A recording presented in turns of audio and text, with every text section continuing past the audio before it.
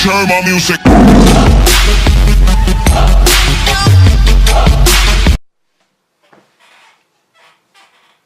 What's going on, guys? Robert the Brown Bree here, back with another video. And in this video, what I want to show you guys is 3 of my favorite ways to target the shoulders. When it comes to the shoulders, I see a lot of people in the gym utilizing too much weight, utilizing momentum and other external mechanical advantages to just move the weight. And the shoulders are made out of 3 different muscle groups. You have your front, you have your side, and you have a rear delt. And they're all pretty small muscle groups, so you don't need to go too heavy to properly and effectively stimulate them.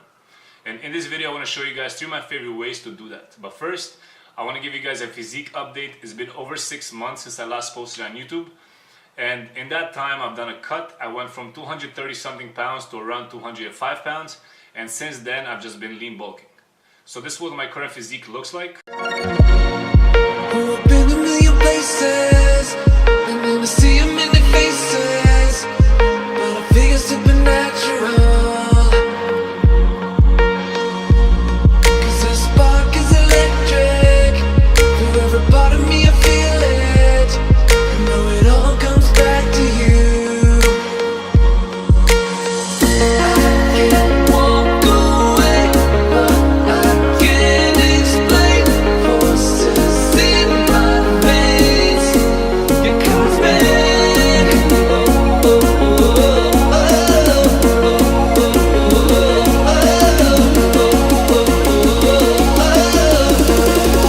comes back.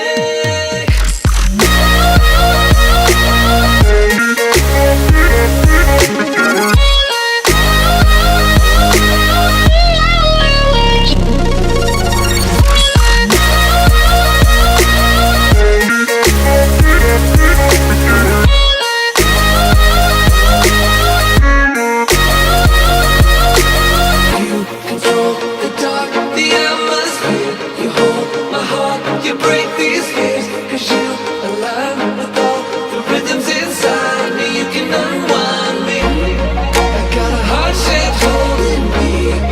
You're the center of my galaxy. There's space in me that never stops dreaming, never stops feeling. Alright, now let's get into the video.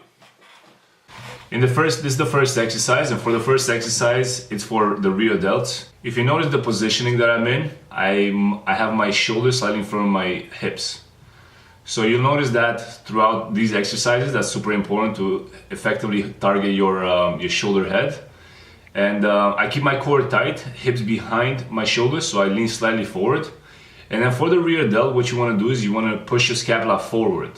Okay, so a lot of people retract the scapula and then they target the rear delt, but that will put a lot into play your traps and your mid traps as well. So it's not too effective for hitting your rear delt because your other bigger muscle groups are going to take over. So the way you want to do it, you want to do the opposite. You want to push your scapula forward and then lock it in a forward position. Now from that position, you want to pull the weight from your elbows up until your elbow is either level with your shoulder or slightly past your shoulder, and that's your full range of motion for the rear delt. Okay, it's actually pretty short, but that's your full range of motion for the rear delt. And as you notice, I go slow and controlled, and I focus my mind-muscle connection exactly on the rear delt. I try to eliminate everything else and just focus on the rear delt doing most of the work.